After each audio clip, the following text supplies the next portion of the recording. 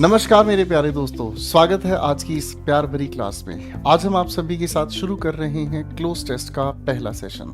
Cloze test solve कैसे करने हैं, किस तरीके से क्लोज टेस्ट के क्वेश्चंस बनाए जाने हैं, ये सब आप लोगों को प्रीलिम्स की क्लासेस में सिखाया गया है मेरे प्यारे दोस्तों। इसके अलावा आप अगर चाहते हैं बिल्कुल बेसिक लेवल से क्लोज टेस्ट को समझना, तो उसके लिए भी मेरे आप लोग यूट्यूब चैनल पर जाएंगे, इंग्लिश विद गोपाल वर्मा, वहां आपको उसकी एक डिटेल्ड वीडियो आपको मिल जाती है। क्लोज टेस्ट के बारे में जो भी बातें करने की कोशिश करेंगे, ये सभी की सभी बातें बेहद खूबसूरत होने वाली हैं। क्यों? हम लोगों ने रिसेंट न्यूज़पेपर से सभी क्वेश्चंस आप लोगों के लिए खुद तैयार किए हैं, यानी कि रिसेंट न्यूज़पेपर से हम लोगों ने आप लोगों के लिए जो क्वेश्चंस तैयार किए हैं, हम लोगों ने उसी पैराडाइम को ध्यान रखा है जिस तरह से आपका एग्जामिनेशन क्वेश्चन आपसे पूछता है। यानी कि हमारे हर एक क्वेश्चन में आप लोगों की ग्रामर को भी टेस्ट किया जाएगा, आप लोगों की वोकैबुलरी को भी टेस्ट किया जाएगा, ठीक है बच्चों। और इन्हीं के बेसिस पर आप लोगों का क्लोज टेस्ट आपके पेपर में बहुत खूबसूरत सवाल तैयार करता है। अगले सेशन में हम आप लोगों के साथ साथ रिसेंट न्यूज़पेपर के अलावा जो बेस्ट ऑफ PYQ हैं, वो भी हम लोग आप लोगों के साथ लेकर चलते चले जाएंगे। यानी कि कुल मिलाकर हमें हर एक एरिया पर बहुत अच्छे से काम करना है। जिन चीज़ों को हम अधिकतर ये सोचकर चलते हैं कि भैया इतना ही बहुत है, नहीं, अब थोड़ा सा अपने आप को हमें पुश करना है, क्योंकि अब आप लोगों को तैयार होना है अपने आप को टॉप 10 रैंक में लाने के लिए। और आप जानते हैं कि क्लोज टेस्ट आपके लिए एक बहुत बड़ा चैलेंज हो जाता है क्वेश्चन फंसाने के लिए। क्वेश्चन अगर ऐसा है, एक भी क्वेश्चन गलत हुआ, दिमाग में बिठा कर चलना, एक क्वेश्चन का मतलब आप 3 नंबर छोड़कर आ रहे हैं, या फिर नेगेटिव मार्किंग की वजह से नंबर कमा रहे हैं। तो चलिए दोस्तों, सीरियस होकर शुरू करते हैं क्लोज टेस्ट की आज की ये क्लास। तो क्लोज टेस्ट के इस पहले सवाल पर हम थोड़ी सी आप लोगों के साथ मिलकर मेहनत करते हैं। मेरे बच्चों, जब भी किसी क्लोज टेस्ट को बनाना है, तो क्लोज टेस्ट को बनाने के लिए दो तरीके हैं। एक तरीका तो ये है कि लिखे हुए इस पूरे के पूरे पैसेज को आप ध्यान से पढ़कर इसकी थीम को एक बार अच्छे से समझ लें, और उसके बाद हर एक चॉइस के साथ आप इसके आंसर्स बनाते चले जाएं। यानी कि आप पहली अप्रोच कौन सी लेकर आएंगे? क्वेश्चन टू ऑप्शंस, ठीक है जी। और दूसरी अप्रोच क्या है? पहले अगर आप ऑप्शंस को ध्यान से देख लेंगे, तो ऑप्शंस को देखने के बाद आपको ये आइडिया हो जाता है कि आखिर किस तरह का क्वेश्चन हमसे पूछा जा रहा है। तो यहाँ इसकी रिवर्स अप्रोच हो गई, यानी कि ऑप्शन टू क्वेश्चन। तो मेरे दोस्तों, जो भी अप्रोच आप बनाना चाहें, उस अप्रोच को, हालांकि आप लोग प्रीलिम्स लेवल पर अच्छे से बना ही चुके हैं, ठीक है, लेकिन उस अप्रोच को बरकरार रखिएगा। कुल मिलाकर खेल प्रैक्टिस का है। क्वेश्चंस पर नई चीजें क्या है वो आज आपके सामने आती जाएंगी। ये इंडियन एक्सप्रेस 27/9/2024 के पेपर से हम लोगों ने तैयार किया है। चलिए बच्चों, कहानी को हम समझना शुरू करते हैं। पहले गिवन चॉइसेस एक बार हम देख लेते हैं। दीज अपने आप में ऐसा डिटरमिनर है जिसके साथ प्लूरल लिखा हुआ नाउन हमें चाहिए। देयर पोजेशन बताने का काम करता है। दिस की अगर हम बात करते हैं तो इसके साथ सिंगुलर कैटेगरी का नाउन हमें चाहिए। दोज की अगर बात करें तो प्लूरल कैटेगरी के नाउन की हमें बात करनी है। यहां लिखा है बिकम, बिकेम, बिकॉज, ये अपने आप में एक कंजंक्शन सामने आ गई है। और बिहाफ, बिहाफ अपने आप में अगर हम कहने की कोशिश करते हैं तो प्रेपोजिशनल फ्रेज परिवार का एक सदस्य है। इधर हम बात करते हैं तो विश, विश्ड, टेंस का फर्क सामने आ गया। विश के साथ फुल जोड़ने की वजह से पार्ट्स ऑफ स्पीच के अनुसार ये एडजेक्टिव होगा। और इंटरेस्टेड भी अपने आप में थर्ड फॉर्म ऑफ वर्ब का पास्ट पार्टिसिपल या परफेक्ट पार्टिसिपल में जा सकता है। जब बात करते हैं मेजर की, ये एक डिटरमिनर है। एनी डिटरमिनर है। वन अपने आप में एक डिटरमिनर है। अदर अपने आप में एक डिटरमिनर है।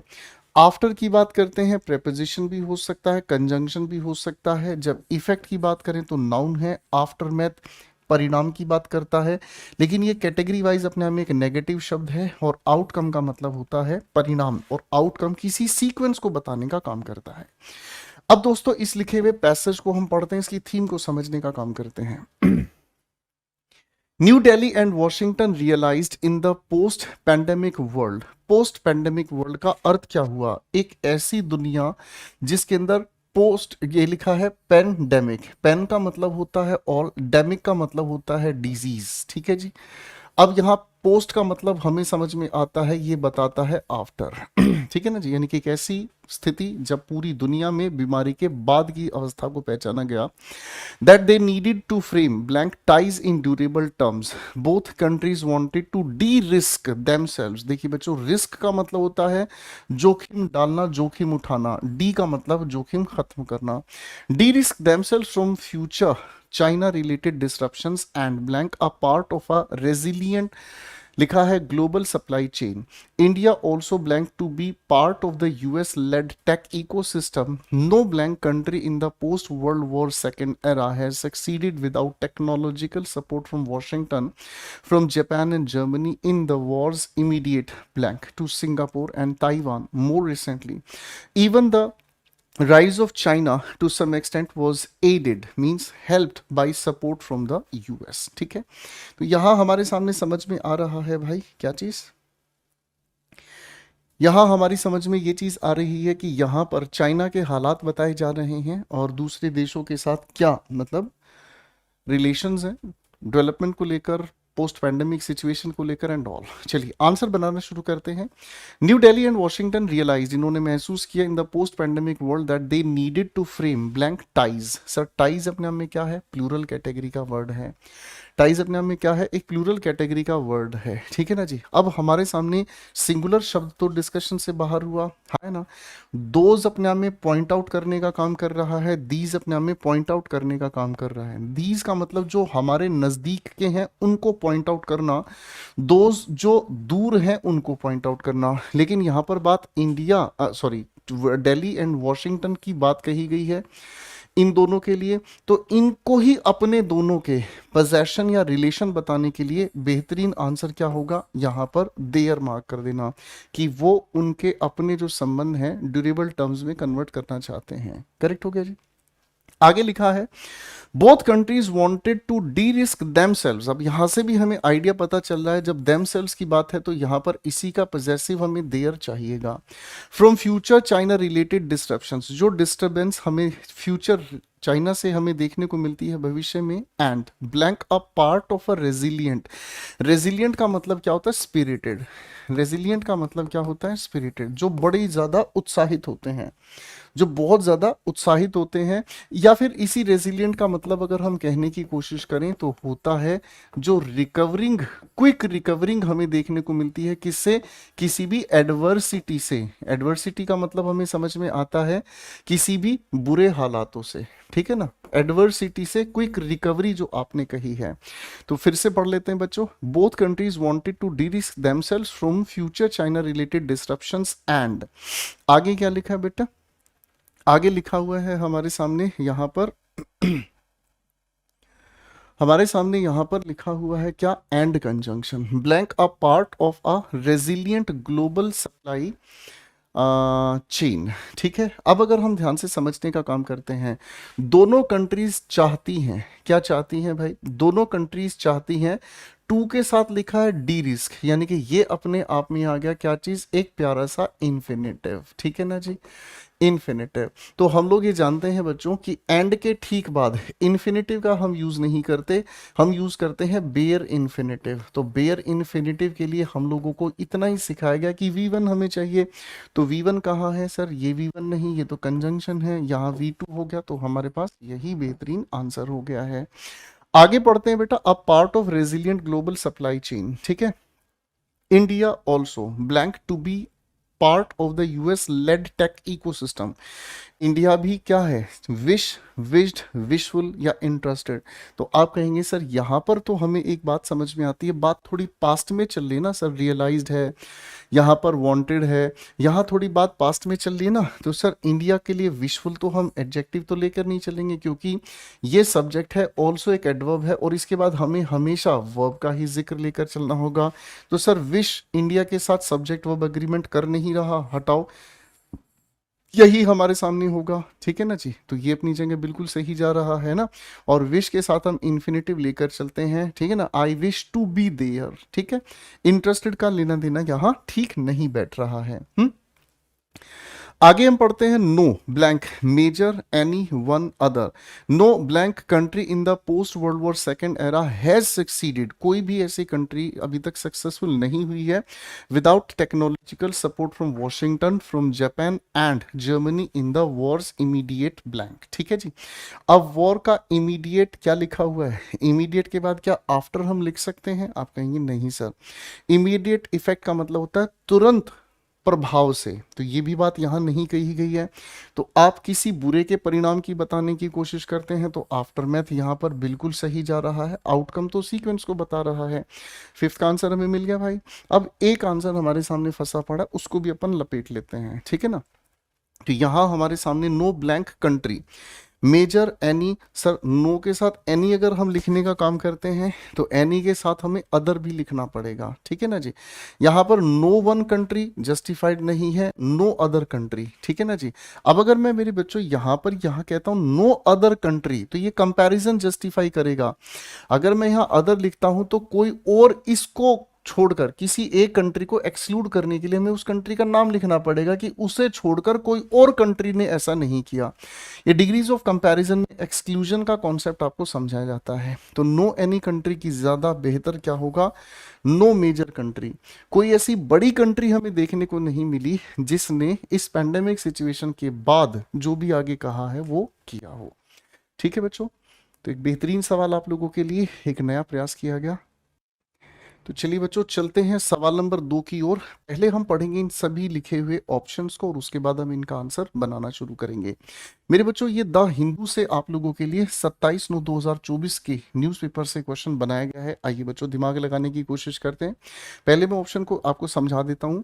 फर्स्ट की 4 चॉइसेस हैं जिसकी शुरुआत में ये ए, ये बी, ये सी या डी लिखा हुआ है, ठीक है ना। कोई बच्चा इस गलत फहमी में ना जाए, सर एडिशनल ये तो ग्रामेटिकली गलत है बाबू, ये ए पार्ट है, ये ए पार्ट है, ये ए पार्ट है, ठीक है ना। एडिशनल का मतलब होता है जब हम किसी चीज में कोई और अन्य चीज जोड़ रहे हैं। ऑफिशियल का मतलब औपचारिक हो गया, यानी कि जिसको आधिकारिक रूप से घोषित किया गया है। प्रीवियस का मतलब हमें पता चलता है जो किसी पिछले सीक्वेंस को बताता है। टेम्परेरी का मतलब होता है ट्रांजिएंट, कुछ पल के लिए ही जो हमारे सामने है। ठीक है भाई, आगे बढ़ते हैं भाई। अग्रीमेंट हमारे सामने है, अग्रीमेंट का मतलब समझौता हो गया है। फ्रेमवर्क ढांचा को कहते हैं। प्रोग्राम का मतलब सेट ऑफ इंस्ट्रक्शंस, कोई काम कैसे किया जाए उसको लेकर पूरी अपनी डिटेल तैयार कर ली है। फैसिलिटी सुविधा हो गई। Afghanistan, India, Islamabad, Lahore, nice. इधर लिखा है सेड हाउएवर। हाउएवर एक अपने आप में एडवर्बियल है। ये एक ऐसा एडवर्ब है जो कॉन्ट्रडिक्शन बताने के लिए सेंटेंस की शुरुआत में हम रखते हैं। विलिंग जिसकी इच्छा हो, और दैट एक प्यारी सी कंजंक्शन है। चलिए दोस्तों पैसेज को पढ़ना हम शुरू करते हैं। आइए भाई पैसेज को पढ़ना शुरू करते हैं, थोड़ी सी मेहनत करते हैं भाई, ठीक है। आइए दोस्तों क्या कहता है ये passage, ladies and gentleman. The International Monetary Fund (IMF) on Wednesday officially approved an blank billion extended fund facility (EFF) for Pakistan. Pakistan के लिए इतने मतलब कितने हैं भाई, ये लिखा है $7 बिलियन का एक एक्सटेंडेड फंड फैसिलिटी प्रोवाइड की गई है। अब यहाँ लिखी है फैसिलिटी, सुविधा, पॉजिटिव मीनिंग हमारे सामने चली जा रही है, ठीक है ना। तो भाई अब पॉजिटिव मीनिंग जा रहा है तो प्रीवियस का तो कोई लेना देना यहां पर नहीं जचेगा, इसकी जरूरत हमें नहीं है, ठीक है। अब ये टेम्परेरी भी हो सकता है, कोई दिक्कत नहीं, ऑफिशियल भी हो सकता है, एडिशनल भी हो सकता है। एडिशनल तब आएगा जब इस $7 बिलियन से पहले कोई और भी यहां पर बताया हुआ हो, ठीक है। देखते हैं। ही शाहबाज शरीफ सेड, उन्होंने कहा, however that God willing this will be Pakistan last IMF, ठीक है। ब्लैंक क्या लिखा है, अग्रीमेंट, फ्रेमवर्क, प्रोग्राम या फैसिलिटी। तो बच्चों देखो अब फैसिलिटी पर हम लोग नहीं जा पाएंगे। क्यों नहीं जा पाएंगे, क्योंकि फैसिलिटी हमारे सामने यहां इस लिखे हुए टर्म का नाम है। तो फैसिलिटी को छोड़कर हमें अग्रीमेंट की तरफ लेकर जाना होगा, ये ज्यादा बेहतर आंसर हो सकता है। अभी हम फाइनल इसको नहीं कर रहे हैं, ये लास्ट अग्रीमेंट होगा, ठीक है जी, भगवान की इच्छा से, ठीक है। This will be Pakistan last agreement, ठीक है ना। द IMF हेड, अब मैं यहाँ फैसिलिटी के साथ इस F का मतलब तो पहले से ही क्या है, इसको फैसिलिटी कैटेगरी में तो हम लेकर जा रहे थे, है ना, ठीक है। The IMF had reached a staff level agreement for the same with, ठीक है ना, ये लिखा हो ना sir, staff level agreement for the same agreement का ही जिक्र यहाँ वैलिड है, ठीक है, with blank 2 months prior to the approval, ठीक है। अब किसके साथ इन्होंने ये अग्रीमेंट किया है, अफगानिस्तान, इंडिया, इस्लामाबाद या लाहौर। अब भाई देखो इस बात को समझना है, पहले एक बार पूरा पढ़ लेते हैं। इन द सेंटेंस, और सेंटेंस में क्या कहा है, ही सेड हाउएवर, ठीक है, that God willing this will be Pakistan life, क्या लिखा है, last IMF programme, the word that serves as the conjunction. Conjunction का मतलब ही अपने आप में क्या होता है, जहां दो चीजें आपस में मिलती हैं। आप इसे कोइंसिडेंस भी कह सकते हैं, आप इसे कोइंसिडेंस भी कह सकते हैं, ठीक है ना। आप इस कंजंक्शन को वो पॉइंट भी कह सकते हैं जहां दो लोग आपस में मिलते हैं, एक तरह का अग्रीमेंट। इज क्या है, सेड, हाउएवर, विलिंग या दैट, ठीक है जी। तो अब इस पॉइंट से हमें क्या समझने की कोशिश करते हैं भाई, आंसर बनाते हैं। क्वेश्चन थोड़ा घुमा रहा है, फिर से पढ़ते हैं। International monetary fund IMF on Wednesday officially approved an, क्या अप्रूव किया है, दिस फंड, ठीक है ना।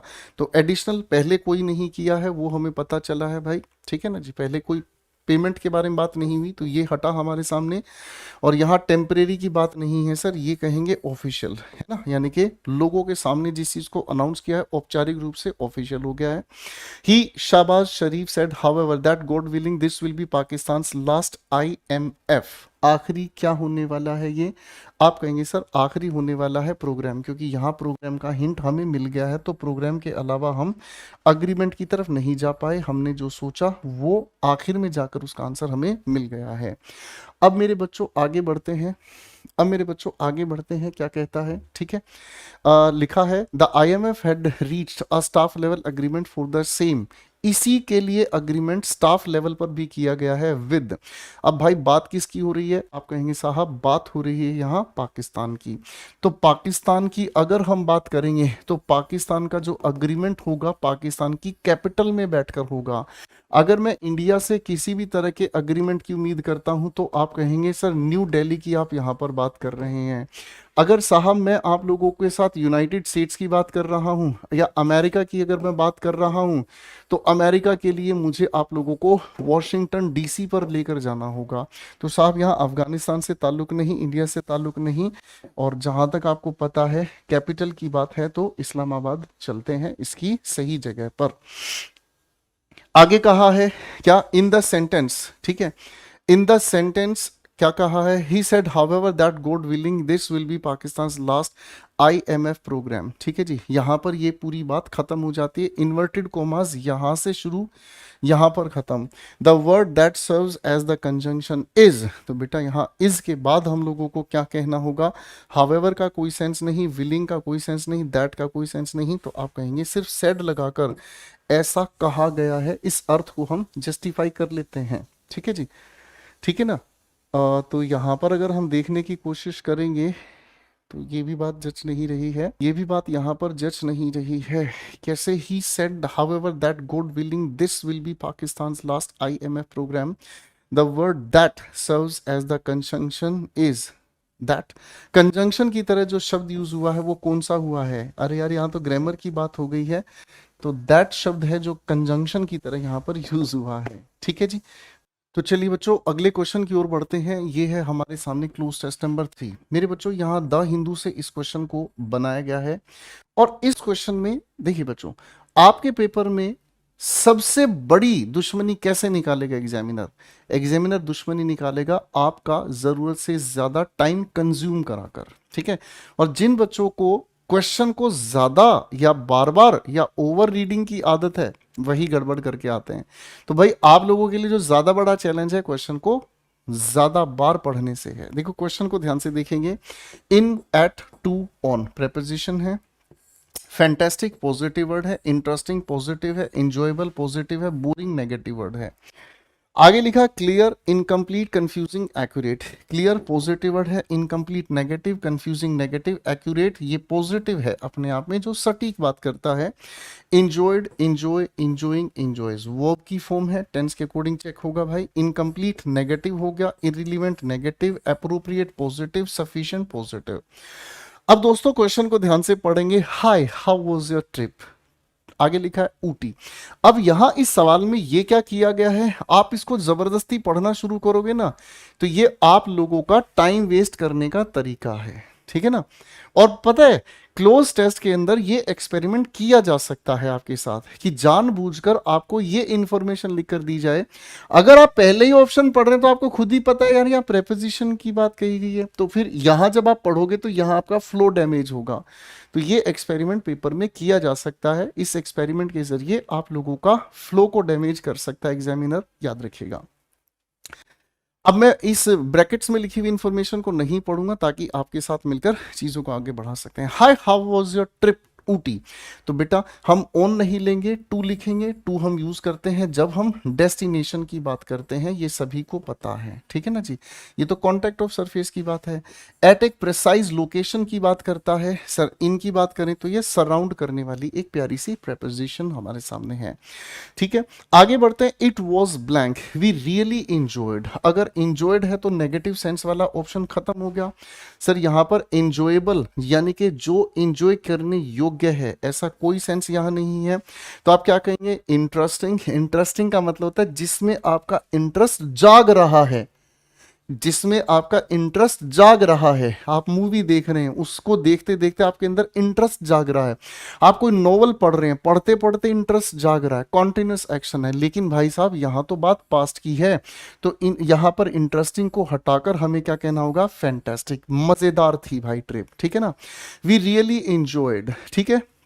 बिकॉज योर आंसर वॉज, क्या था आपका आंसर, क्लियर, इनकम्प्लीट, कंफ्यूजिंग या एक्यूरेट, ठीक है ना। अब यहां इसने कहा है बिकॉज, कारण बताया है पहले, ठीक है ना, क्योंकि आपका आंसर था। कैसा आपका आंसर था ये हम डिकोड करेंगे अभी आप लोगों के साथ मिलकर, ठीक है। You asked me how our trip was and I told you we really, क्या किया, वी रियली। बात पास्ट की चल रही ना भाई, तो आप यहां पर पास्ट के हिसाब से क्या कहेंगे, वी रियली इंजॉयड। पास्ट की बात कही है तो आप कहेंगे वी रियली इंजॉयड। अरे हाँ है ना, ठीक है। We really enjoyed is an. Sir यहां एन लिखने का मतलब वाउल साउंड के साथ यहां ऑप्शन हमारा शुरू होना चाहिए, ठीक है ना। तो बेटा सफिशिएंट तो अपने आप से ही गया है ना, तो क्या कहोगे, एप्रोप्रिएट आंसर, ठीक है। अप्रोप्रिएट आंसर है तो फिर यहां पर बिकॉज कहने की क्या सेंस हो रही है, तो आप कहोगे सर अप्रोप्रिएट नहीं, आप कहेंगे इररिलेवेंट का मतलब होता है कहीं भी बात की सार्थकता जहां खत्म हो जाए, कहीं भी बात की सार्थकता जहां खत्म हो जाए। तो सार्थकता खत्म, जो रिलीवेंट नहीं है वो इररिलेवेंट है। तो आप कहेंगे सर यहां पर हमारे लिए क्या बेहतर आंसर होगा, आप कहेंगे सर जी वो जो आपने जवाब यहां पर दिया इट वॉज, ये अपने आप में इनकम्प्लीट है। अब अगर दोस्त यहां पर इनकम्प्लीट कहा है तो यहां पर भी ये कह रहा है क्योंकि आपका जो जवाब था वो क्या था, इनकम्प्लीट था। क्योंकि आपका जो जवाब था वो इनकम्प्लीट था, ठीक है। आपने मुझसे पूछा आपकी ट्रिप कैसी थी, मैंने आपको जवाब दिया हमने इसको क्या किया, बहुत एंजॉय किया, ठीक है।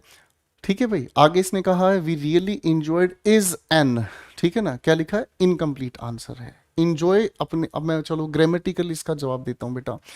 इंजॉय अपने आप में एक ऐसी ट्रांजिटिव वर्ब है, अगर इसके बाद हमें ऑब्जेक्ट नहीं लिखा हुआ मिलता तो आप लोगों ने प्रोनाउंस में पढ़ा है कि इसके बाद हम एक रिफ्लेक्सिव प्रोनाउन का यूज करते हैं। याद आया बेटा, याद आया बेटा, ठीक है। तो ये सच में बड़े मजेदार क्वेश्चन थे जिसमें टाइम आपका कंज्यूम कराना पेपर का पहला पर्पस हो गया है।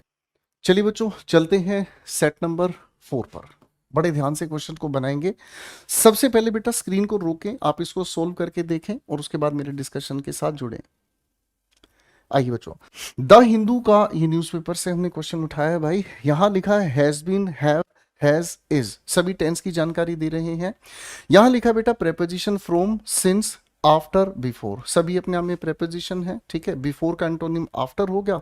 सिंस की अगर हम बात करते हैं तो सिंस हमें बताने की कोशिश करता है क्या चीज, पास्ट से किसी चीज को जब हम प्रेजेंट तक लेकर आते हैं, ठीक है। और फ्रॉम की अगर हम बात करते हैं तो प्रेजेंट से जब हम किसी को फ्यूचर की तरफ लेकर जाते हैं।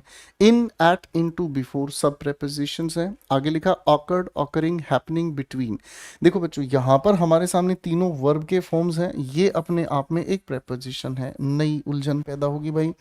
एग्रेशन गुस्सा होता है, एसर्टिवनेस का मतलब होता है किसी चीज को आप जब डिक्लेयर करते हैं और कॉन्फिडेंट होकर। मैनोवर का और कॉन्फ्लिक्ट, कॉन्फ्लिक्ट का मतलब होता है जब आपस में विरोधाभास आ जाए। ठीक है भाई। जब मैनोवर की हम बात करते हैं तो इसका मतलब होता है जब हम किसी को गाइड करते हैं, ठीक है ना, जब हम किसी को गाइड करते हैं किसी एक पर्टिकुलर डायरेक्शन में। ठीक है भाई।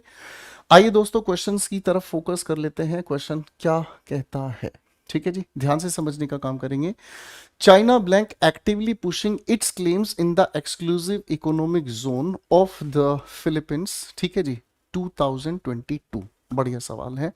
अब अगर हम सवाल को ध्यान से समझेंगे तो आप लोगों ने ग्रामर के परिवार में ये बात बहुत अच्छे से समझी है। भाई पढ़ना शुरू करते हैं। China blank actively pushing it's claims in the exclusive economic zone EEZ of the Philippines. तो बेटा आप लोगों ने ना समझने का काम किया कि जब हम किसी लिखे हुए वाक्य में टाइम बताने का काम करते हैं किसी भी एलिमेंट के साथ, तो हमें उसके साथ सिंस या फोर का यूज करना पड़ता है और उसी के अकॉर्डिंग हम परफेक्ट कॉन्टिन्यूस टेंस का यूज करते हैं। कोई दिक्कत ही नहीं है भाई। अब साहब अगर हम ध्यान से समझने की कोशिश करेंगे तो ये पुशिंग हमारे सामने ING लेकर आ रहा है, तो पहला आंसर हमारे सामने हैज बीन पुशिंग वैलिड हो गया, इसमें तो कोई दो राय नहीं है। यहाँ पर ये एक स्पेसिफिक टाइम हमें दिया गया है, तो सिंस अपनी जगह बिल्कुल ठीक काम कर रहा है क्योंकि पास्ट से प्रेजेंट की तरफ जा रहा है, 2022 से अब तक की बात कही गई है। ठीक है। Tensions between China and the Philippines have been rising due to a significant increase blank the frequency of. तो सर इंक्रीज किस में हो रही है, तो इन, एट, इनटू या बिफोर। तो आप कहेंगे सर फ्रीक्वेंसी की बात यहां पर कही जा रही है, तो सर इन द फ्रीक्वेंसी की बात को हम वैलिड करेंगे। एट स्पेसिफिक लोकेशन बताता है, इनटू चेंज को बताता है, डिस्प्लेसमेंट को बताता है, बिफोर क्रम में जो पहले आए उसको बताता है। आगे कहते हैं इन जून जुलाई 2024 multiple incidents of clashes, multiple incidents of clashes blank, क्या लिखा है, ऑकर्ड, ऑकरिंग, हैपनिंग या बिटवीन। बेटा ये तो टेंस की बात नहीं कर रहे हैं, ठीक है। बिटवीन लिखा है तो आगे बिटवीन के बाद एंड हमें देखने को चाहिए। बिटवीन के बाद आगे हमें एंड देखने को चाहिए। करेक्ट है भाई। तो बेटा जी यहां पर हमारे सामने वर्ब चाहिए और वर्ब की सेकंड फॉर्म पास्ट इंडेफिनिट के अकॉर्डिंग वैलिड हो गई है। The second Thomas Shoal and Sabina Shoal have been the focus of China's recent, क्या है, एग्रेशन, एजर्टिवनेस, मैन्यूवर या फिर क्या लिखा है हमारे सामने, कॉन्फ्लिक्ट। तो बात यहां पर किसके बारे में कही गई है, जिस बात को लेकर यहां पर have been the focus of China's recent. ठीक है। अब ध्यान से समझने का काम करें। इसका जवाब देने के लिए हमें यहां से वापस उठा के लाना पड़ेगा, रिलेट करना पड़ेगा इसको। ध्यान से समझने की कोशिश करना। यहां जो भी कुछ बताया गया है टेंशन बढ़ रही है, क्या बढ़ रही है बच्चे, टेंशन बढ़ रही है। तो टेंशन को बढ़ने की वजह से हम लोग यहां कॉन्फ्लिक्ट कह देंगे, कॉन्फ्लिक्ट कह देंगे तो एग्रेशन भी कह देंगे। ये दोनों अपने आप में बिल्कुल एक तरह ही काम कर रहे हैं। यहां पर भी झगड़ा फसाद गुस्सा, यहां भी झगड़ा फसाद गुस्सा। ठीक है। यहां गाइड करने की कोई बात नहीं, तो हमारे सामने क्या बचती, जिद पने की बात बचती है, असर्टिवनेस। ठीक है बेटा, जिद पने की बात बची हुई है, तो असर्टिवनेस अपनी जगह यहां पर करेक्ट हो गया। फाइन। ठीक है जी। इसका मतलब होता है जो इंसान बोल्ड होकर, जो इंसान बोल्ड होकर, यानी कि आप इसे बोल्डनेस कहकर किसी एक बात पर डटा रहे, अड़ा रहे, तो ये एटीट्यूड यहां जस्टिफाई हो जाता है। ठीक है बच्चों। कुछ बच्चों को इससे पिछले क्वेश्चन में थोड़ी सी परेशानी हो रही है, मैं एक बार फिर से समझा देता हूं बेटा। इस क्वेश्चन में जो परेशानी हो रही है, यहाँ कोइंसिडेंस मैंने आपको जो समझाया बेटा ये तो इसका सिनोनिम है, लेकिन यहाँ आपको ग्रामेटिकल पार्ट्स ऑफ स्पीच पूछा गया है। ध्यान से समझना कि इस लिखे हुए सेंटेंस में, इन द सेंटेंस, ये जो पूरा का पूरा सेंटेंस हमारे सामने इन्वर्टेड कोमास लिखा है, क्या, he said however that God willing this will be Pakistan's last IMF programme. इस लिखे हुए वाक्य के अंदर जो वर्ड दैट है वो कैसे काम कर रहा है, word that serves as the conjunction is. ठीक है ना, क्या काम कर रहा है, ये अपने आप में दैट ही है जो कंजंक्शन का काम कर रहा है। ठीक है ना, ये वाला आंसर इसीलिए हम लोगों ने टिका दिया है। ठीक है भाई। चलिए भाई, आइए बच्चों क्वेश्चन नंबर 5 पर हम काम करते हैं। क्वेश्चन नंबर 5 को सोल्व करने से पहले इसकी गिवन चॉइसेस को हम पढ़ेंगे। ये द हिंदू 27/9/2024 की परीक्षा से उठाया गया है। बाबू पहले इस सारी कहानी के चॉइसेस को हम समझते हैं। आइए बच्चों, पहले इन सभी लिखे हुए ऑप्शंस को एक बार हम वेरीफाई करते हैं। चलिए बच्चों, क्वेश्चंस के पहले ऑप्शंस को देखते हैं। स्ट्रेटेजिक यानी कि जिसके पीछे रणनीति है। कैजुअल का मतलब होता है जिस पर हम इतने सीरियस नहीं होते हैं, यानी कि जो हमारे लिए फ्रेंडली है या जिसके लिए हम ज्यादा सीरियस नहीं है। सिग्निफिकेंट से पहले इन लगाने का मतलब जो इंपॉर्टेंट नहीं है। आगे लिखा रैंडम, रैंडम का मतलब बिना किसी सीक्वेंस के कोई भी। यहां हम समझते हैं बिजनेस, एक्टिविटी, फाइनेंस, ट्रेड, व्यापार के लिए यूज हुआ बेटा। स्ट्रीमलाइन का मतलब होता है किसी चीज को जब आप सीक्वेंस में लगा रहे हैं। स्ट्रीमलाइनिंग, स्ट्रीमलाइंड, स्ट्रीम्स, स्ट्रीम्स का मतलब तो क्या हो गया हमारे सामने, जो नदी की बात कही गई है। एनहेंसिंग का मतलब होता है किसी चीज को बढ़ा देना। डिमिनिश में नेगेटिव वर्ड है, माइनस कर देना। ये दोनों लगभग एक दूसरे के एंटोनिम बैठे हैं। हाइडिंग, छिपाना, नेगेटिव भी हो सकता है, पॉजिटिव भी हो सकता है। इग्नोर पूरी तरीके से नेगेटिव हो सकता है। ईज, आराम, हार्ड मतलब कठिन। डिफिकल्टी, देखो ध्यान से समझना बाबू, ये अपने आप में एक एडजेक्टिव है, ये नाउन है। कॉम्प्लिकेशन, जटिलता, पार्ट्स ऑफ स्पीच के अनुसार ये नाउन है। चलिए अब मेरे बच्चों इस लिखे हुए क्वेश्चन को ध्यान से पढ़ने का काम करते हैं। क्वेश्चन क्या कहता है, Tamil Nadu has been making blank moves to attract new investments as part of global shift in supply chains. ठीक है जी। अब देखो फिर से आपका वही हरकत करके टाइम वेस्ट करने की कोशिश की गई। आपको कह दे बेटा एडजेक्टिव फिल करना है। अरे भाई, हम जब ऑप्शंस को ध्यान से पढ़ते हैं तो ऑप्शंस को ध्यान से पढ़ने से खुद ही समझ आ जाता है। इतना हम पढ़ के आए हैं भैया, ऐसे टाइम खराब मत करवाओ, ठीक है। लेकिन पेपर ये हरकत कर सकता है। Tamil Nadu has been making blank moves to attract new investment. क्या कर रहा है? आप कहेंगे सर कैजुअल तो नहीं होगा, इनसिग्निफिकेंट नहीं होगा, रैंडम नहीं। आप कहेंगे सर रणनीति बनाकर ही कदम उठा सकती है कोई भी कंपनी। आगे लिखा है the state government has implemented, लागू की है स्टेट गवर्नमेंट ने policies that focus on ease of doing, चीजों को आसानी से करने के लिए। ठीक है, बिजनेस, एक्टिविटी, फाइनेंस या ट्रेड। तो आप कहेंगे सर बिजनेस के लिए ही बात कही गई है, तो बिजनेस की ही बात हम यहां पर ओके कर देंगे गुरुजी, कोई दिक्कत नहीं है। आगे हमारे सामने देखो इन्वेस्टमेंट कौन करेगा भाई, बिजनेस में तो इन्वेस्टमेंट किया जाएगा दोस्त। ठीक है, offering incentive such as tax breaks, tax में ब्रेक दिया जाएगा। लैंड दी जाएगी सब्सिडाइज्ड रेट्स पर, कम दरों पर जमीन दी जाएगी। सिंगल विंडो क्लियरेंस सिस्टम दिया जाएगा, एक ही विंडो से सारी फाइल आपकी क्लियर होगी। That blank process of setting up operations, that क्या लिखा होगा बेटा यहां हमारे सामने, तो आप क्या कहेंगे दैट। आगे लिखा हमारे सामने, अगर यहां हेल्पिंग वर्ब के अनुसार, मेन वर्ब के अनुसार आ जाए कोई बातचीत, ठीक है ना, तो बात चल जाए।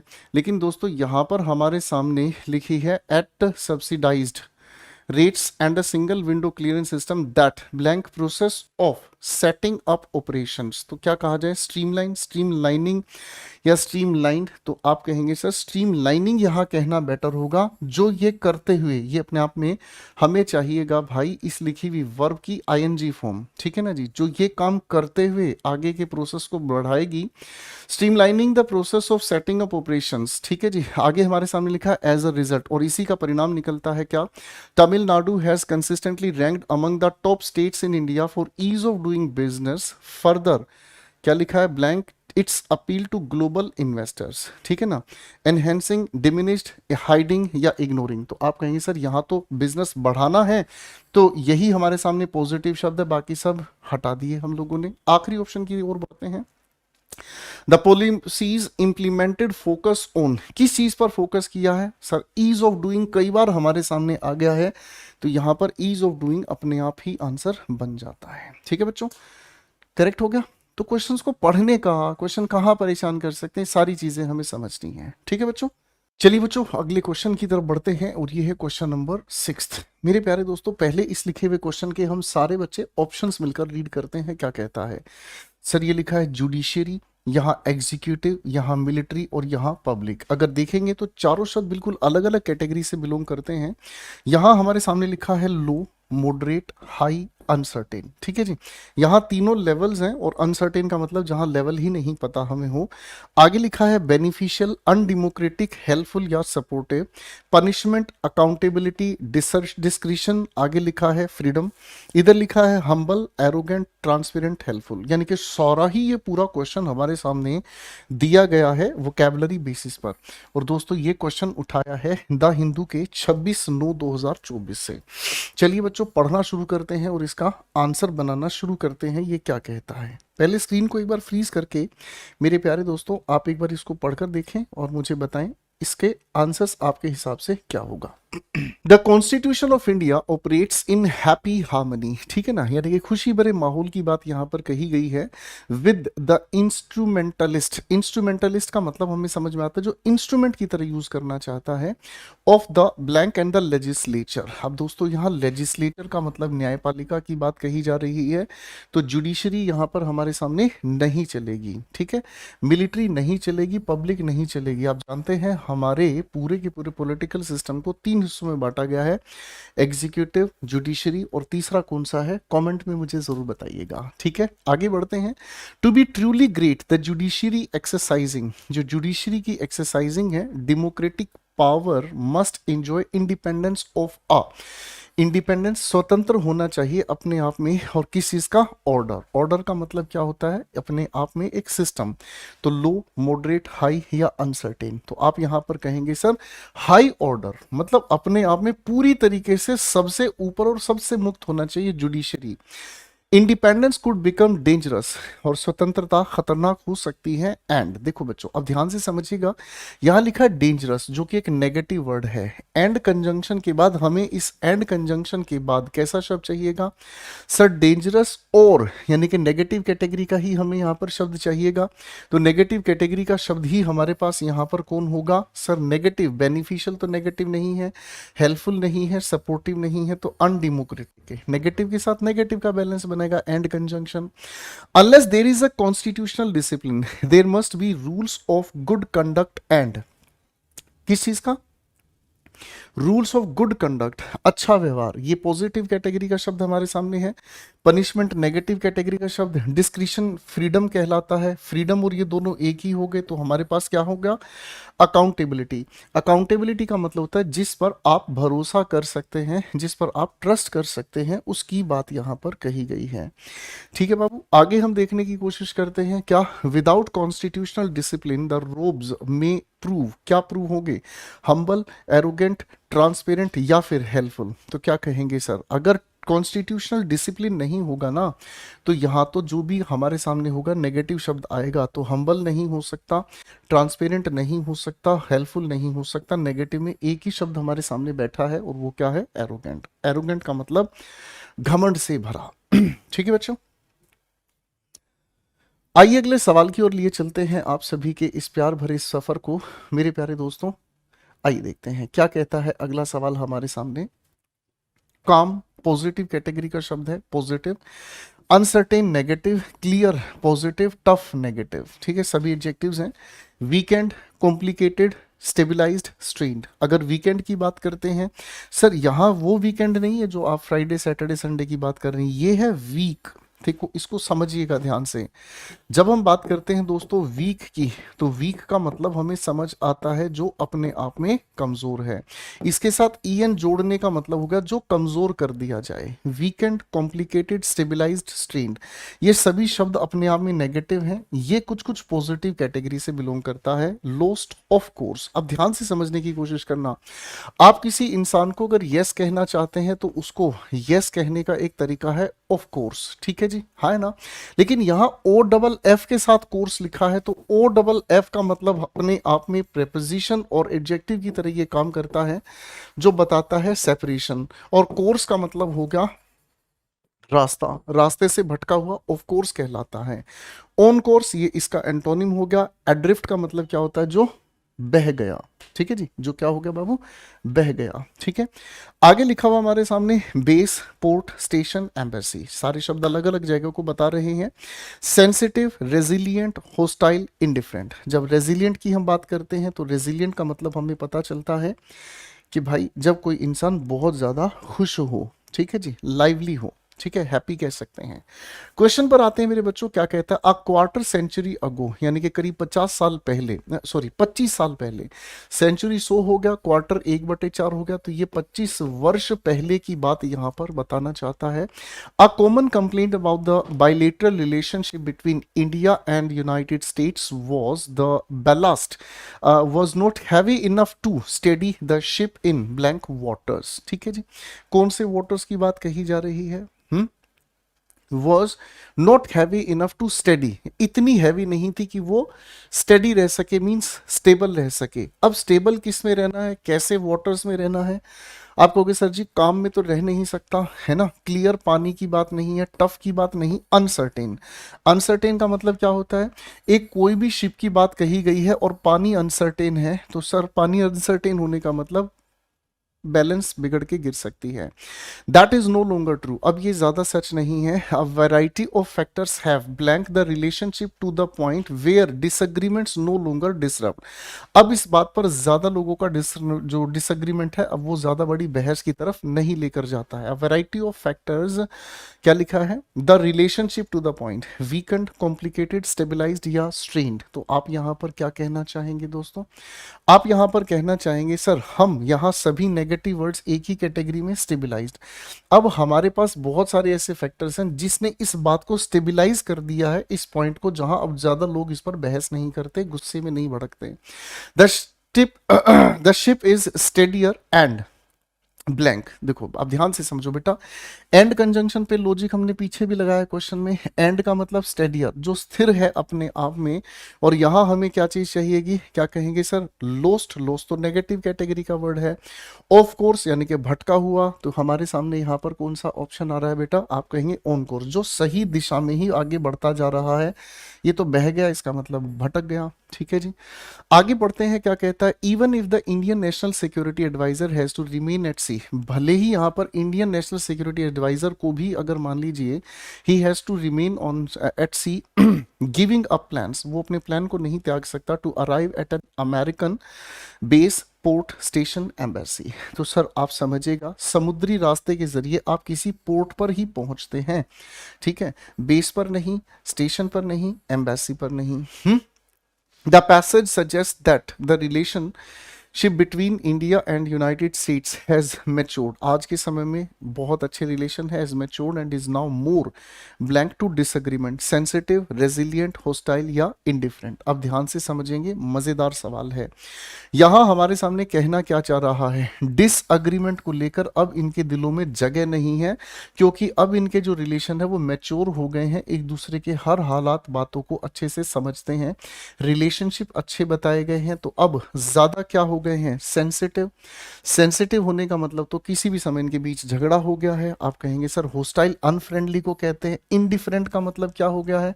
फर्क नहीं पड़ता, तो आप कहेंगे सर क्या चीज? रेसिलियंट हम यहां पर कहेंगे। ठीक है जी, ओके। ओके जी, चलिए आगे बढ़ते हैं। अगला सवाल हमारे सामने है दोस्तों, आइए इस पर थोड़ी सी ध्यान से मेहनत करने की कोशिश करते हैं। पहले सभी बच्चे इस क्वेश्चन को ध्यान से पढ़कर देखेंगे, इसके गिवन ऑप्शंस को, ठीक है ना। Syrian, Iranian, Hezbollah, Indian.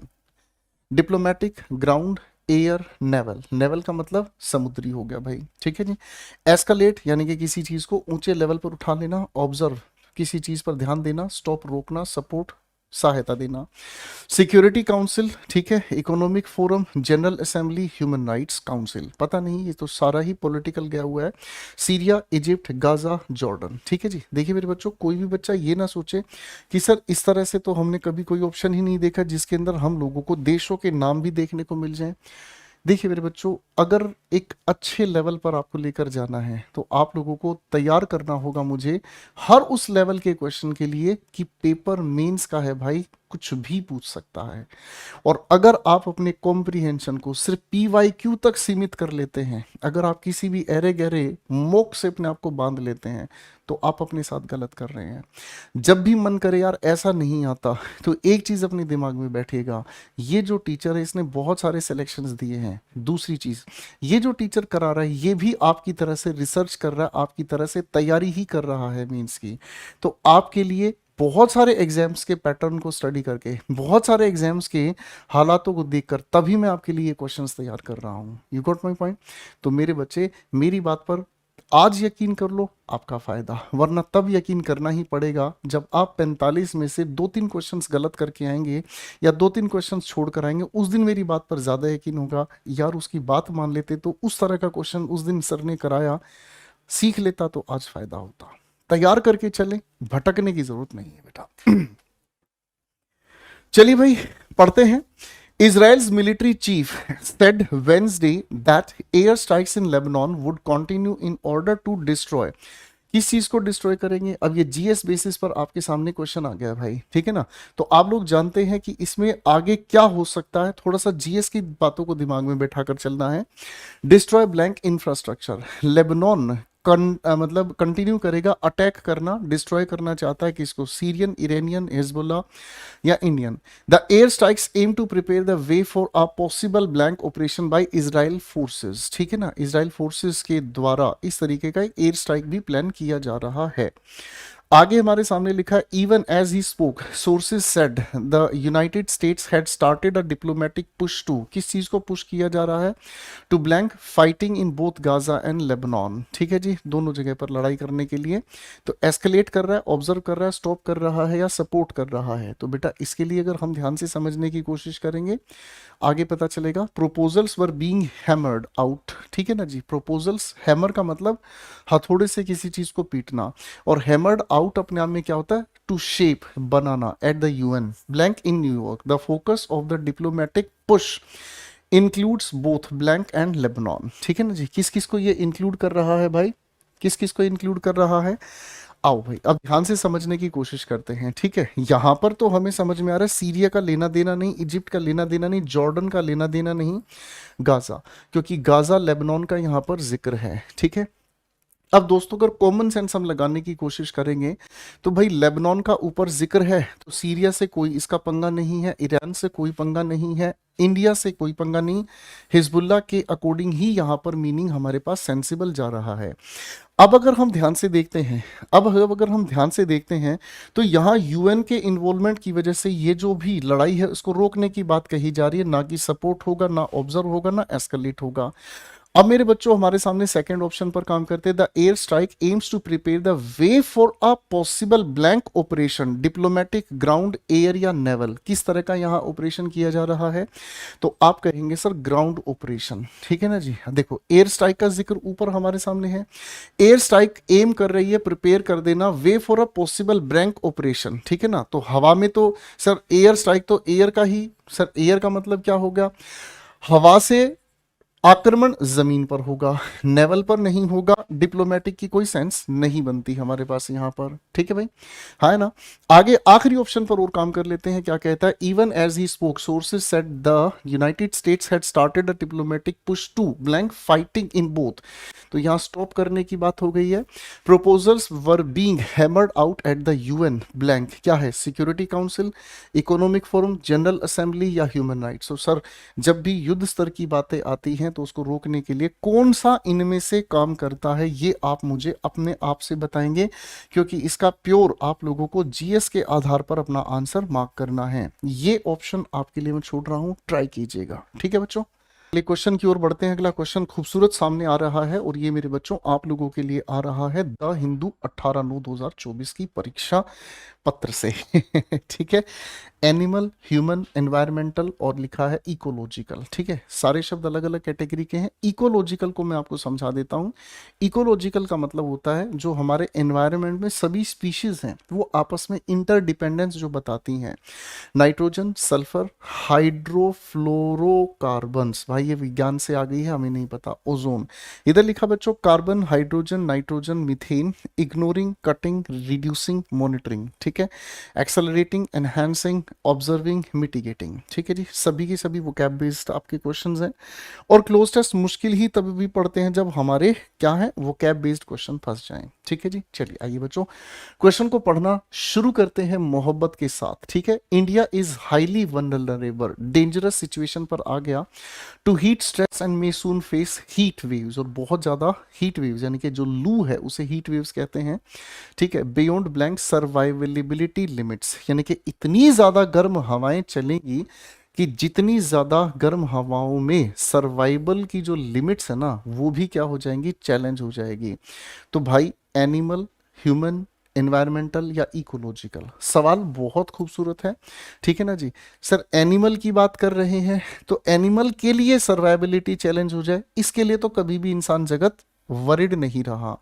यहां संभावना हो सकती है एनवायरमेंटल सर्वाइवल करने की कोई सेंस नहीं है, इकोलॉजिकल की सर्वाइवल की कोई सेंस नहीं है, तो ज्यादा बेहतर आंसर यहां बनता है mitigating both CO2 emissions and short-lived super pollutants such as methane, black carbon and। तो सर हमारे कौन कौन से पोल्यूटेंट्स हैं? कॉमन सेंस लगाने की हम बात कर रहे हैं। कॉमन सेंस क्या है सर? ओजोन तो नहीं है, हाइड्रोफ्लोरोकार्बन या सल्फर, सल्फर या नाइट्रोजन। तो मुझे लगता है जब एमिशन की बात कही जाती है तो एमिशन के लिए हमें सल्फर का तो सेंस समझ नहीं आ रहा है।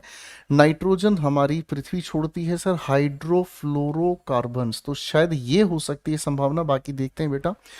आगे लिखा हमारे सामने इज क्रूशियल, काफी इंपॉर्टेंट हो गया है भाई, ठीक है। These super pollutants specially blank contribute significantly to global warming and trap much more heat than CO2। CO2 से ज्यादा सेंसिटिव हो चुकी हैं ये, ठीक है भाई। These super pollutants especially blank carbon, hydrogen, nitrogen या मीथेन। तो सर मीथेन के बारे में तो हमने जो पढ़ा है बेटा, हमें जो जानकारी है, मीथेन जो है वो थोड़ी सी ही हमारे लिए खतरनाक होती है।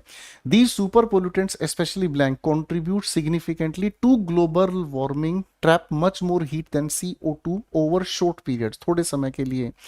भाई यहाँ पर भी हमारे लिए कंफ्यूजन हो गई है। देखते हैं आगे क्या लिखा है। Reducing these pollutants can prevent more near term warming than blank CO2 alone. और इन पोल्यूटेंट्स को अगर कम कर दिया जाए, can prevent more near term warming, नजदीक में वार्मिंग को कम किया जा सकता है जितना CO2 अकेला करता है, ठीक है ना। इग्नोरिंग, कटिंग, रिड्यूसिंग या मॉनिटरिंग। तो यहाँ तो आंसर हमारे सामने बन जाता है क्या चीज? इग्नोर करने की बात नहीं है। रिड्यूस हम किसी चीज को क्या है? रिड्यूस का मतलब होता है मात्रा को कम करना, मॉनिटर का मतलब कंट्रोल करना, और कटिंग का मतलब क्या होता है? जब किसी की सप्लाई को आप रोक देते हैं। तो संभावना यहाँ पर इसकी बनती है। बाकी हम देख लेते हैं बेटा, अभी दो ऑप्शन हमारे सस्पेंस में है। रिड्यूसिंग, अब देखो रिड्यूसिंग यहां लिखा तो रिड्यूसिंग यहां तो आएगा ही नहीं, ठीक है ना। रिड्यूसिंग पहले ही लिख दिया है, तो reducing these pollutants can prevent more near term warming than, तो क्या कहेंगे? मॉनिटरिंग। सर कंट्रोल नहीं किया जा सकता, तो बेहतर कटिंग अपनी जगह सही जा रहा है। The ability to effectively manage these emissions is vital, vital का मतलब बहुत ज्यादा जरूरी है for blank climate change impacts, accelerating, enhancing, observing या मिटिगेटिंग। तो मिटिगेटिंग का मतलब होता है जब हम किसी चीज का सॉल्यूशन निकालते हैं, ठीक है जी। तो ये हमारी तरफ से दो ऑप्शंस बचते हैं बेटा। देखें कहीं से कोई जुगाड़ लग जाए ताकि ये आंसर हमारे सामने बन जाए, ठीक है। आइए देखते हैं क्या कहना सेंसिबल होगा। फिर से पढ़ लेते हैं बेटा। India is highly vulnerable to heat stress, ठीक है जी। May soon face heat waves beyond blank survivability limits, mitigating both CO2 emissions and short lived super pollutants. यहां से हमारा जवाब आ रहा है कौन से प्रदूषण वाले? जो भाई शॉर्ट लिव्ड हैं, और वो भी कौन से? सुपर। सुपर का मतलब अगर हम ध्यान से समझने की कोशिश करते हैं तो ओवर या बियॉन्ड इसे कहा जाता है, ठीक है। आप लोगों ने बचपन में कार्टून देखा जिसका नाम है सुपरमैन, यानी कि जो मैन होने से परे चला जाए वो सुपरमैन है। सुपर नेचुरल यानी कि जो नेचुरल होने से परे चले जाए वो है सुपर नेचुरल। तो बाबू यहां पर कहा है शॉर्ट लिव्ड, थोड़े समय के लिए जो रहते हैं। सुपर पोल्यूटेंट्स यानी कि जो पोल्यूटेंट्स सामान्य हैं उनसे भी परे चले जाएं, मीथेन, ब्लैक कार्बन एंड, ठीक है, इज क्रूशियल। अब यहां मीथेन का अगर हमें हिंट दे दिया है, ठीक है ना जी, अगर मीथेन का हिंट यहां दे दिया है, इज लिखा है क्रूशियल, दी सुपर पोल्यूटेंट्स स्पेशली ब्लैंक, इन्हीं में से कोई एक यहां हमें चाहिए। तो वो कार्बन नहीं है, हाइड्रोजन नहीं है, नाइट्रोजन नहीं है, मीथेन हमारे इन्हीं में से निकलकर एक विकल्प आया है, ठीक है जी। और भाई हमारे सामने जो यहाँ नाइट्रोजन की बात कहीं कही गई है, एक बार फिर से देखते हैं, ठीक है। Warming up, trap much more heat than over short periods, reducing these pollutants can prevent more near term warming than CO2 alone, the ability effectively manage emissions। कहीं नाइट्रोजन की बात नहीं कही गई है, तो नाइट्रोजन को हटाकर अपनी समझ ये आ रहा है कार्बन की ही कोई ये फॉर्म है, कार्बन की ही कोई ये फॉर्म है, इसलिए हाइड्रो फ्लोरो कार्बन कहला यहाँ ठीक होगा, ठीक है। और हाइड्रो या हाइड्रा से संबंधित हमें पता चल रहा है, यानी कि पानी से संबंधित है ये कोई कार्बन का एमिशन। बहुत अच्छा, बहुत ही बढ़िया। इसमें जबरदस्त कंफ्यूजन थी ऑप्शंस में। मेरे प्यारे दोस्तों, कंफ्यूजन से भरे क्लोज टेस्ट को क्रैक करना अपने आप में बहुत मजेदार लगता है और अपने आप में एक बहुत अच्छा सेटिस्फेक्शन भी मिलता है। चलिए बच्चों, अगले क्वेश्चन पर काम करते हैं और ये क्वेश्चन हम लोगों को मिला है कहां से? द हिंदू 20/9/2024 की परीक्षा से। मेरे प्यारे दोस्तों, क्वेश्चन बहुत ही प्यारा है। पहले ऑप्शंस को पढ़ते हैं जी। डबल है, सिंगल है, फ्लेक्सिबल है, स्ट्रिक्ट है, रिलेटिव्स, टीचर्स, अदर्स, देमसेल्व्स। आगे लिखा है हमारे सामने role, behaviour, style, parenting, occasionally, deeply, superficially means surface पर, ऊपर ऊपर, बनावटी। एमिनिटीज सुविधाओं को कहते हैं, प्लेटफॉर्म्स, डिवाइसेस, रिसोर्सेज। ठीक है जी। कहीं ना कहीं टीचर्स का जिक्र है तो स्टूडेंट, टीचर, पेरेंट्स, फैमिली से जुड़ी बात लग रही है। Children have been telling us, बच्चे अक्सर बताते रहते हैं, दैट दे परसीव। परसीव का मतलब है फील करना, किसी चीज को सेंस करना, एहसास करना। Blank standards in the use of technology, technology के यूज के स्टैंडर्ड्स वो फिक्स मतलब जो है फील करते हैं। The parents have one set of rules for their children and a different set for, आगे कहा है। तो यहाँ 2 की बात कही है तो डेफिनेट सी बात है डबल कर दीजिएगा, ज्यादा कुछ कंफ्यूजन की बात नहीं है। पेरेंटिंग इज अबाउट क्या है भाई?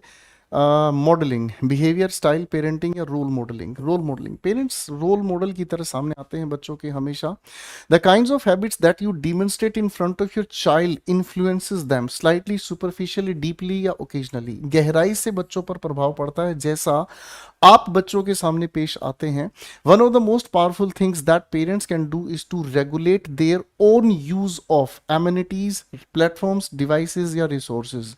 यहां टेक्नोलॉजी की बात कही गई है तो टेक्नोलॉजी के आधार पर कहां पर टेक्नोलॉजी का बच्चे आज के समय में यूज करते हैं, पेरेंट्स यूज करते हैं? रिसोर्सेज नहीं है, डिवाइसेस नहीं है सर, यहाँ एमिनिटीज नहीं है, प्लेटफॉर्म्स। प्लेटफॉर्म्स का मतलब हो गया जैसे आप इंस्टाग्राम यूज करते हैं, फेसबुक यूज करते हैं, यूट्यूब यूज करते हैं। अब हमें यहाँ डबल स्टैंडर्ड समझ में आ गया है कि डबल स्टैंडर्ड किस सेंस के हो गए। पेरेंट्स अपना एक सेट ऑफ रूल्स बच्चों के लिए दिखाते हैं और एक बिल्कुल अलग अपने लिए बनाकर चलते हैं।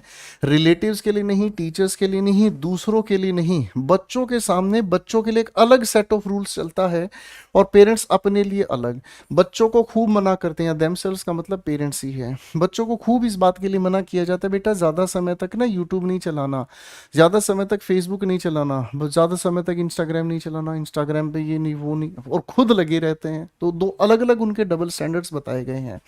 एक अच्छा पैसेज था, मजेदार पैसेज था। ठीक है बच्चों, तो मेरे प्यारे दोस्तों आज की क्लास यहीं तक। इसी क्लास को एक बार दोबारा से सोल्व कर लीजिएगा और मेरे बच्चों इस बात को जरूर ध्यान रखिएगा, जब तक हम कोई नए एक्सपेरिमेंट आप लोगों के सामने नहीं रखेंगे ना और उसी PYQ के पुराने गोरख धंधे पर काम करेंगे, तो मेरे बच्चों एक बात याद रखना, अगर PYQ ही क्लोज टेस्ट में रिपीट होते हैं तो आप एक बात का जवाब जरूर ढूंढिएगा कि आखिर हर बार वही क्वेश्चंस क्यों नहीं सामने आते। तो एग्जामिनर भी क्लोज टेस्ट, रीडिंग कॉम्प्रिहेंशन, पैराजंपल पर एक हमेशा एक्सपेरिमेंट करता है। वही कोशिश मैं आप लोगों के लिए कर रहा हूं। मैं और मेरी पूरी टीम आप सभी के लिए बहुत मेहनत कर रहे हैं दोस्तों। हमारी मेहनत आपको जैसी भी लगे ज़रूर फीडबैक दीजिएगा। अगर आप यहाँ पर यूट्यूब पर नहीं तो आप मुझे इंस्टाग्राम पर पर्सनल मैसेज करके भी मुझे बता सकते हैं। आप सभी का दिल से शुक्रिया। आप यूं ही जुड़े रहें, मेहनत करते रहें।